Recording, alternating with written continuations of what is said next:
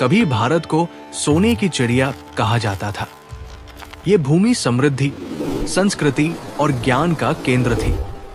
लेकिन 17वीं शताब्दी में एक व्यापारिक कंपनी भारत आई, ईस्ट इंडिया कंपनी। व्यापार के बहाने आई इस कंपनी ने धीरे धीरे भारत की सत्ता पर कब्जा कर लिया और यहीं से शुरू हुआ अत्याचार, शोषण और दमन का एक लंबा दौर।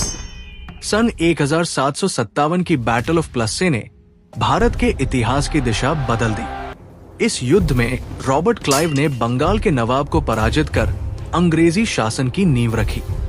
इसके बाद अंग्रेजों ने कर व्यवस्था में बदलाव किया। किसानों से भारी लगान वसूला गया। भारत की संपत्ति इंग्लैंड भेजी जाने लगी। धीरे धीरे भारत आर्थिक रूप से कमजोर होने लगा। अंग्रेजों की आर्थिक नीतियों ने भारत को गहरे संकट में डाल दिया। 1770 का ग्रेट बंगाल फमाइन और 1943 का बंगाल फमाइन इतिहास के भयानक अध्याय है। लाखों लोग भूख और बीमारियों से मर गए, लेकिन अंग्रेजों ने कर वसूली बंद नहीं की। भारतीय कारीगरों और बुनकरों का उद्योग नष्ट कर दिया गया ताकि ब्रिटेन के कारखाने फल फूल सके। अत्याचार की सीमा जब पार हुई तो 1857 में विद्रोह की ज्वाला भड़क उठी। इसे अंग्रेजों ने सिपाही विद्रोह कहा, लेकिन भारत के लिए यह था Indian rebellion of 1857। Mangal Pandey ने सबसे पहले आवाज उठाई। रानी लक्ष्मीबाई ने अदम्य साहस दिखाया। बहादुर शाह जफर को प्रतीकात्मक सम्राट घोषित किया गया। हालांकि ये संग्राम अंततः दबा दिया गया, पर इसने स्वतंत्रता की चिंगारी जला दी। 13 अप्रैल 1919 जलियांवाला बाग मास्कर।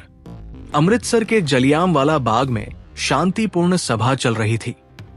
तभी जनरल डायर ने बिना चेतावनी गोली चलाने का आदेश दे दिया। सैकड़ों निर्दोष लोग मारे गए।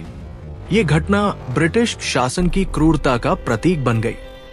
इन अत्याचारों के विरुद्ध पूरा देश एकजुट हो गया। महात्मा गांधी ने अहिंसा और सत्याग्रह का मार्ग दिखाया। नॉन कोऑपरेशन मूवमेंट और क्विट इंडिया मूवमेंट ने अंग्रेजी शासन को हिला दिया और अंततः 15 अगस्त 1947 को भारत स्वतंत्र हुआ। अंग्रेजों का अत्याचार केवल इतिहास नहीं है, ये एक चेतावनी है, एक सबक है कि जब एक राष्ट्र एकजुट होता है तो वो असंभव को भी संभव बना देता है। ये कहानी है पीड़ा की, पर उससे भी अधिक साहस और बलिदान की।